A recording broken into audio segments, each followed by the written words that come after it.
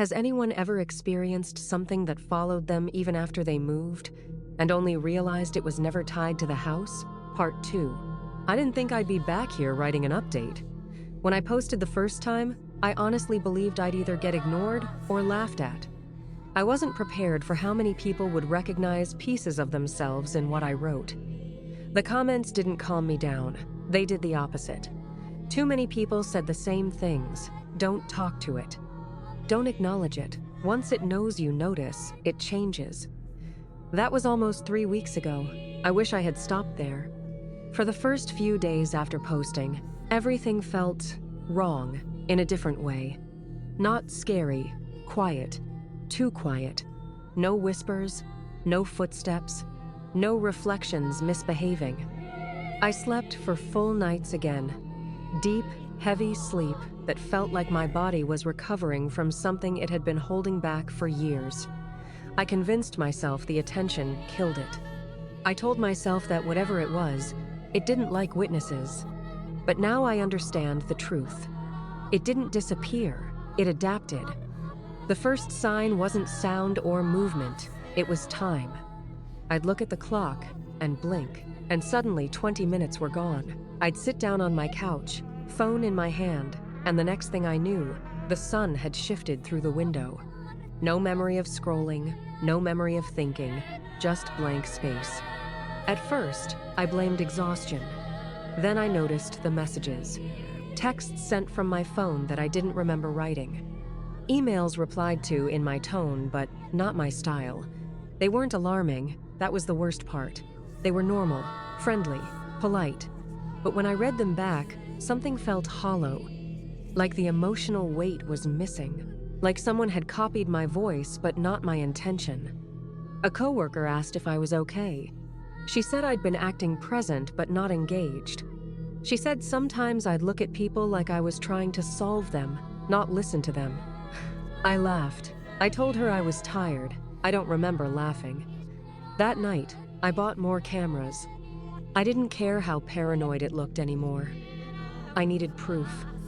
Something concrete. Something undeniable. I set them up everywhere.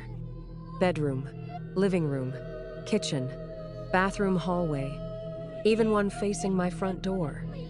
If I was losing time, I wanted to know what was filling it. The first 3 nights showed nothing. On the 4th night, at exactly 3:17 a.m., the bedroom camera detected motion.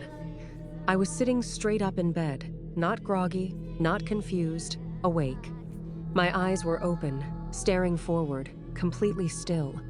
I didn't rub my face, I didn't stretch, I didn't look around. I just sat there, like I'd been waiting for something. Then I stood. I walked to the mirror and stopped inches from it.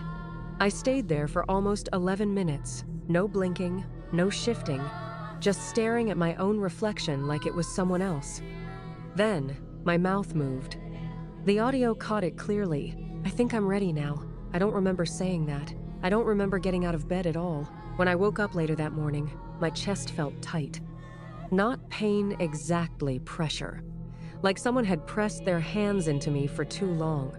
In the bathroom mirror, I saw faint marks across my skin. They weren't scratches, they weren't cuts. They looked like fingerprints. That's when something clicked that terrified me more than the footsteps ever did. It wasn't haunting me, it was rehearsing. After that night, the whispers came back, but they weren't whispers anymore. Sometimes they sounded like my own voice. Sometimes they corrected me mid-thought. No, you don't usually say it like that. Smile longer. People trust you more. You hesitate too much. Let me help. I started avoiding mirrors. My reflection didn't always match my movements anymore. Sometimes it blinked when I didn't. Sometimes it smiled first. Once, I watched it mouth words a second before I spoke them. I covered every mirror in the apartment.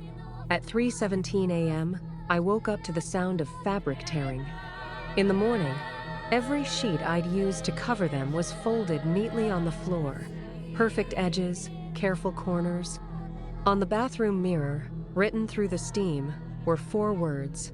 You don't need these. That day, I lost 6 hours. I know it was 6 because the last thing I remember was checking the time at 11:02 a.m. The next clear memory I have is standing in my kitchen at 5:14 p.m., holding my phone, with my shoes still on and my front door unlocked. My neighbor knocked later that night. He asked if I was okay. He said I'd been standing in the hallway earlier, facing his door, smiling. He said he spoke to me twice, and I didn't respond. He said my eyes looked wrong. I checked the cameras. None of them showed me leaving my apartment. But at 3:17 a.m., the bedroom door opened. Something walked out. It looked like me, but it moved differently. Smooth, confident, like it knew where it belonged. Before the footage cut, it turned toward the camera and smiled.